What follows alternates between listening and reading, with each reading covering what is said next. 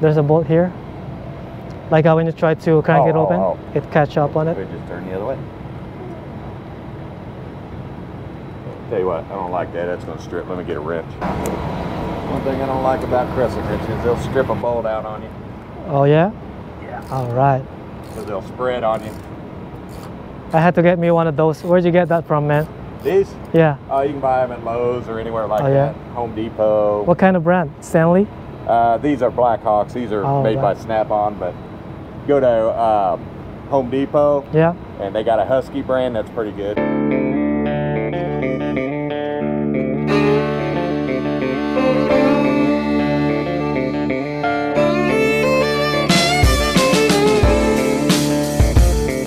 Nakarating na tayo dito sa Kansas City. Nandito na ako sa delivery. Diyan ako magde-deliver sa spot na yan. So, mag-backing na tayo.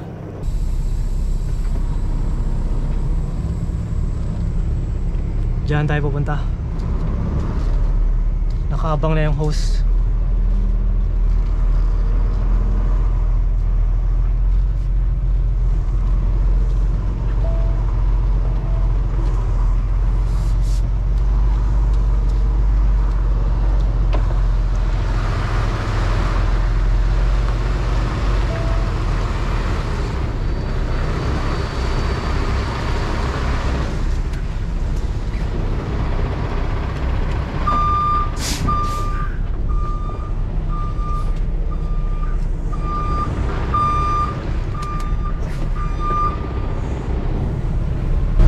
Na lang natin.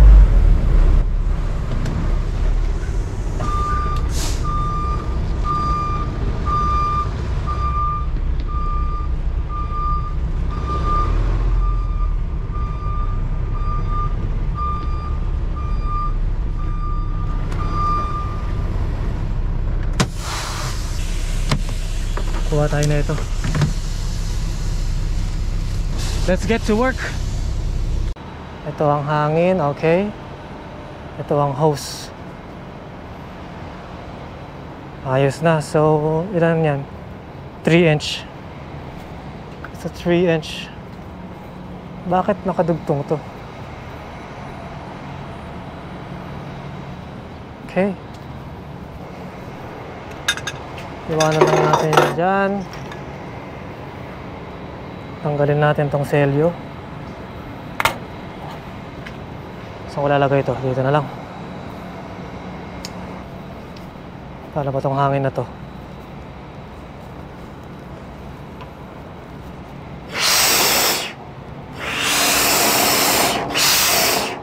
Ayos na. Sana umabot. Mahaba naman siya eh.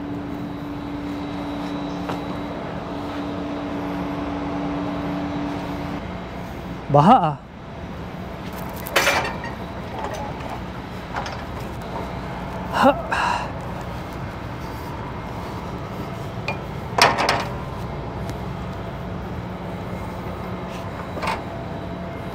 Pag umakyat, dahan-dahan. Kalakalali, sabi nga nila sa Kapampangan. So habang nandito na rin tayo sa taas, tanggalin na natin to. Ayaw ah.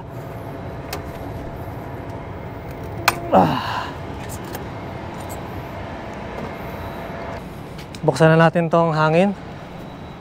Kailangan 25 PSI lang. Yan, okay na yan. Kaya tayo nagsusupply ng hangin sa loob ng trailer. Pag binuksan tong mga outlet na to, ilalabas niya yung produkto. Parang itutulak niya. Uy, hindi pwede to.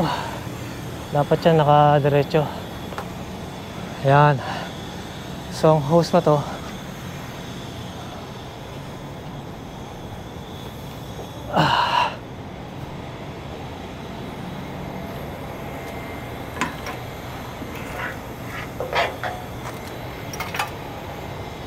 kuha tayo ng timba. Sakto, parang sinukat nila. Sarado dapat yan ha. Siguro yung sarado. Mahigpit. So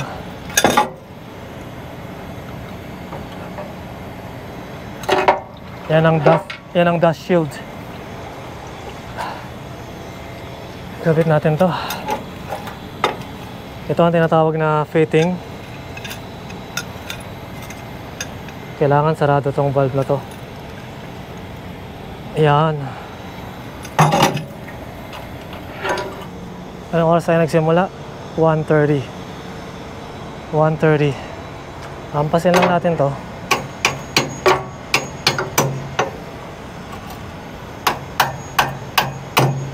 Yan, ayos na yan.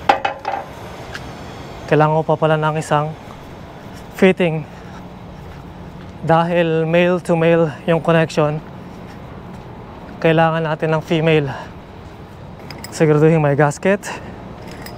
Both sides. Ito ang female fitting.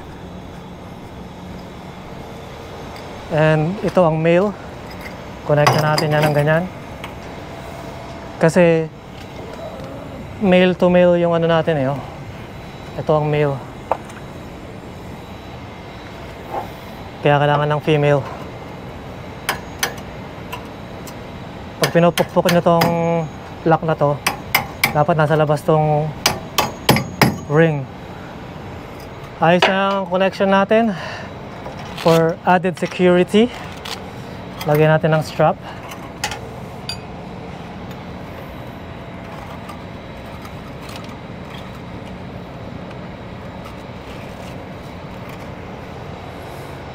Ayos na.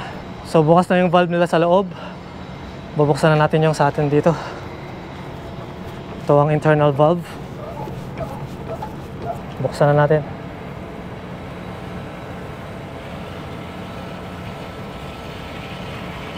So bago natin tuluyang buksan all the way, siguraduhin walang leak. Walang leak. Walang leak dito. Walang leak dyan, saka dito. Most importantly.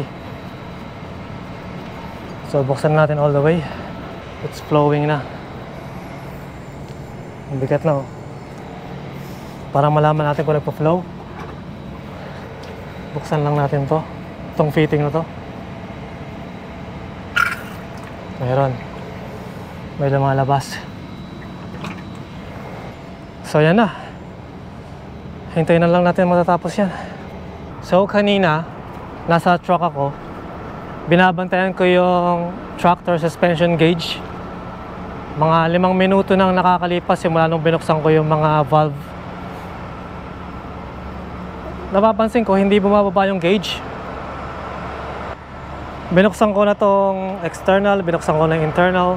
Hindi nagbabawas ng produkto yung trailer. Yun pala, etong valve na to, nakasarado. Nakaganon kanina yan. Parang gusto ko siyang buksan. Kasi dyan dadalo yung produkto yung mula dito sa hose na to hanggang dito. Hanggang dun, papunta dun sa loob ng tangke. Gusto kong buksan pero ayoko. Dahil baka mamaya kung anong mangyari. So hindi ako sigurado sa gusto kong gawin. Kaya tumawag ako sa kaibigan ko na si Kong Delbert. Koy, shoutout sa'yo. Salamat sa pagtulong mo. Tinanong ko siya kasi nag-deliver na siya dati dito. Koy, binubuksan ba tong valve na to? Sabi niya, oo, buksan mo. So, binuksan ko na. Yun ang tinatawag na rookie mistake. No?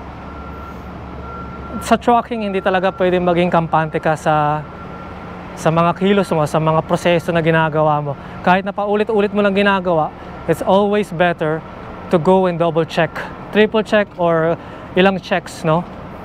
Dahil mangyayari at mangyayari na meron tayong mamimiss, magkakamintis tayo. Kagaya nga nang nangyari sa akin, no?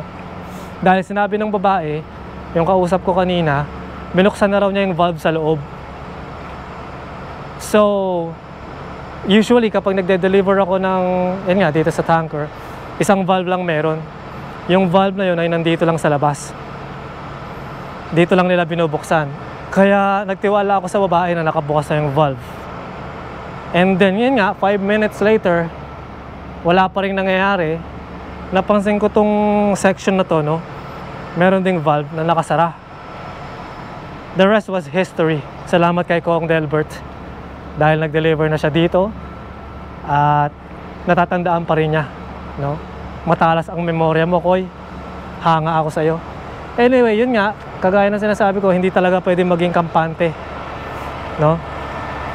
Kailangan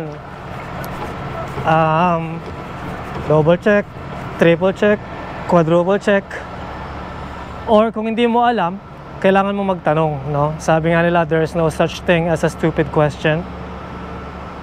Sa akin, para sa akin medyo stupid nga naman, pero mas maganda yung nag-iingat, no?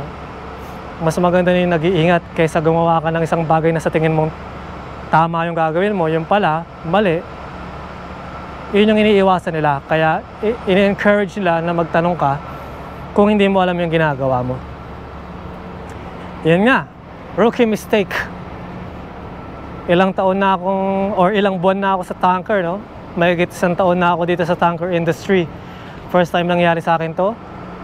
And rookie mistake pa rin yun, no? Sa trucking, kahit ano pang linya ng trucking, no? Kahit ilang taon ka na ginagawa yung trabaho mo, 10 taon, 20 years, wala talagang master driver na tinatawag. Wala. Ewan ko kung sasang-ayon kayo sa akin doon, pero walang master driver. Dahil isang problema lang, tapos na ang karir mo. Kaya sa mga truckers dyan sa Canada and America, pakinggan nyo ako, no? Kailangan ay pulido ang trabaho. Kahit yung proseso na ginagawa mo ay paulit-ulit, sasabihin mo, ay alam ko na yan, ginawa ko na yan. Mangyayari at mangyayari pa rin ang aberya. Kaya ito, binabantayan ko ngayon yung internal valve dahil kusa siyang sumasara. Hindi ko alam kung bakit. Sa pamamagitan nitong ano na yan, yung pamamagitan nito, ito. Kailangan all the way up yan. So kusa siyang bumababa, kaya ang gagawin ko, pump lang ng pump hanggang matapos tayo dito. Kailangan lang bantayan. Kailangan lang bantayan. Kailangan i-baby, sabi nga nila. Pero yun na nga, mga kalahating oras lang siguro tapos na ako dito. And then punta ako sa Louisville, Kentucky. Mga 500 miles ang layo nun mula dito, mga 8-hour drive, no? Doon ako magta-tank wash. Empty akong pupunta ron. Paliliparin natin yung truck ngayon. Hindi naman paliliparin, tama lang, tamang takbong pogi lang, sabi nga nila. And then pagkatapos ng tank wash dyan sa Kentucky, diretso ako ng Tennessee. Doon ako mag-pick up ng load papunta ng London, Ontario.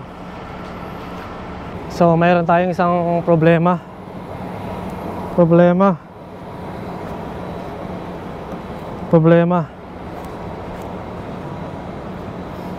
Dahil kakapump ko nitong internal valve, naubusan na ng coolant. So ito, kapag pinapump ko to, dapat meron tong tension. Wala nang tension, no? Hey boss, You the one needing a crescent? yeah, What you got, bud? I'm just trying to get this open. This right here.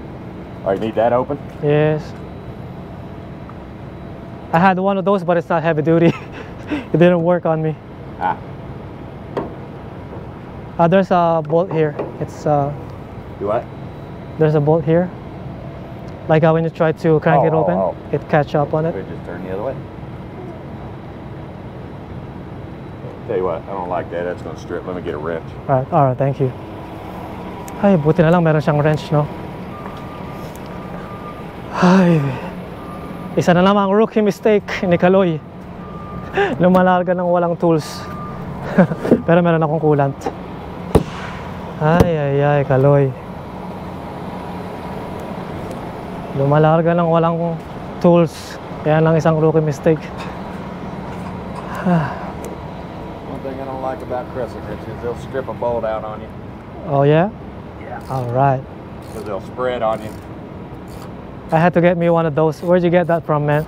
These? Yeah. You can buy them at Lowe's or anywhere like Oh, yeah? that. Home Depot. What kind of brand? Stanley? These are Blackhawks. These are Oh, made by right. Snap-on, but go to Home Depot, Yeah. and they got a Husky brand that's pretty good. Husky, yeah. Awesome, thank you. It comes with a set, right? Different sizes? Yeah, they'll usually they have a 7-piece set from like 5/16 up to 3/4. And it's crazy how you exactly know what size of bolt or wrench that you need, huh? Yeah. Let me just, gotta fill that up. Yeah. Kind of a crappy day out today, huh? It is, man. Winter is coming.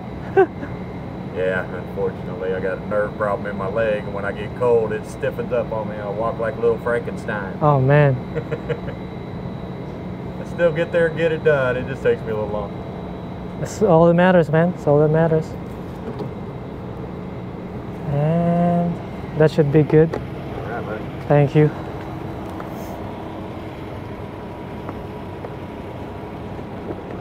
One of them old man, I get out here in this cold weather, now I gotta go pee. It happens even to younger folks like me too. It even happens to younger folks like me too. Yeah, but when you get my age, it happens a lot more. Yeah. And it's like you gotta hurry up or you leak. All right. There you go, bud. Thank you, boss. Appreciate it, huh? Yeah, I guess I better take these with me. All right. Have a good problem, one. man. Thank you. Have a good day. You too, man.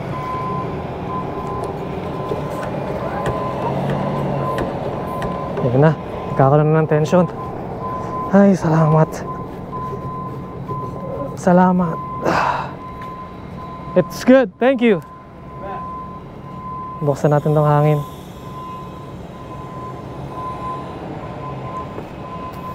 Oh my God. What a lifesaver that guy is. Ay, salamat. Konti na lang, please. Konti na lang. Huwag ka nang bumukas. Sumara. Ay, ay, ay. Mabuti na lang talaga. Merong wrench yung tao na yon. Mamaya ako nang abubombahin yan. Baka masira na naman. Ay, rookie mistake number 2. Lumalarga ng walang tools. Kaya kayong mga trucker dyan, no? Mag-invest kayo sa mga tools. Dahil napakahalaga nyan. Nagsalita. Bibili ako ng coolant. Para kung mangyari man yan sa London, bibili na rin ako ng tools sa truck stop. Crescent wrench. Ayan na. Malapit na matapos. Kapag yan nagpunta na dito sa 20 PSI or 19, wala nang laman yung trailer natin. Kaya konti na lang, huwag ka na masira please. So tignan natin kung tapos na ba to. Buksan natin tong ano.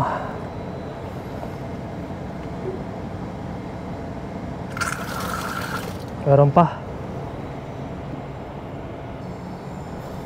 Buhatin natin yung hose. Mabigat pa. Just want to give you your copy. Okay, I estimated my departure time there, but it's no delay. thank you. But I'm still gonna wait 5-10 minutes before I close everything out. Okay. Wala na naman to. Patayin na natin.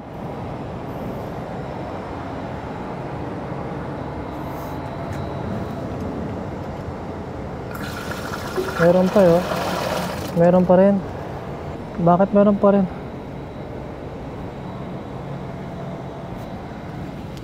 Wala na oh. Gaan. Wala nang laman. Kaya na yung alisin oh. Wala nang laman.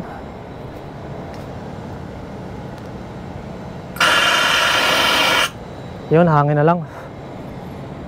Hangin na lang. Sarado ko na yung hangin. Yan. Sarado na. Sarado na natin tong internal.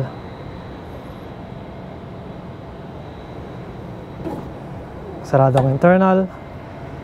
Sarado ang external.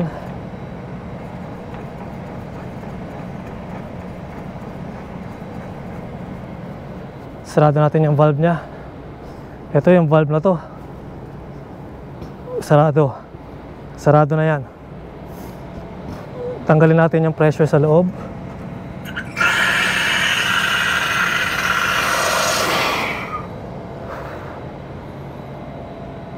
Bago natin kakalasin yung hose, tanggalin yung pressure sa loob. So ngayon, tanggalin ko yung hangin sa taas. Sarado muna natin to valve, and then bukas. Ayos na. Hagis natin to.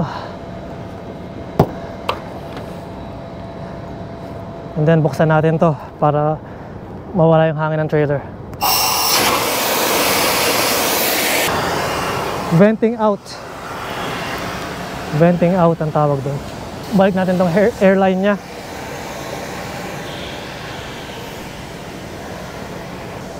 Balik natin ng maayos.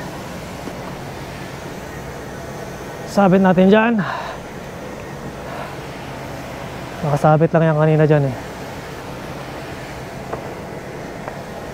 Ayos na yan. Tapos tanggalin natin to. Okay na to.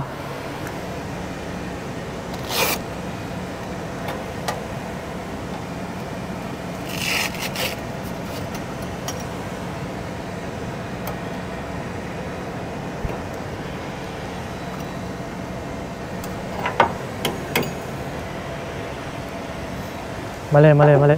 Ito pala muna. Nalito ako dun ha. Yan. Yan. Handa natin yung takip.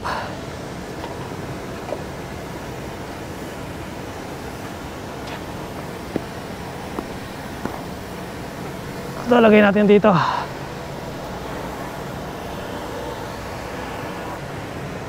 Tanggalin natin to.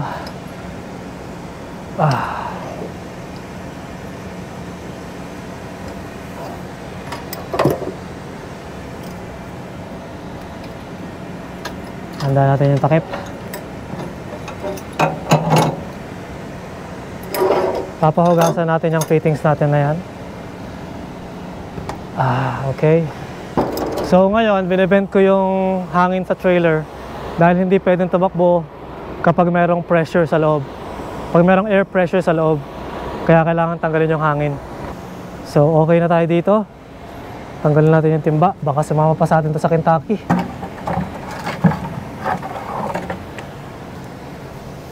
Yan. Wala na dyan. Okay na, clear.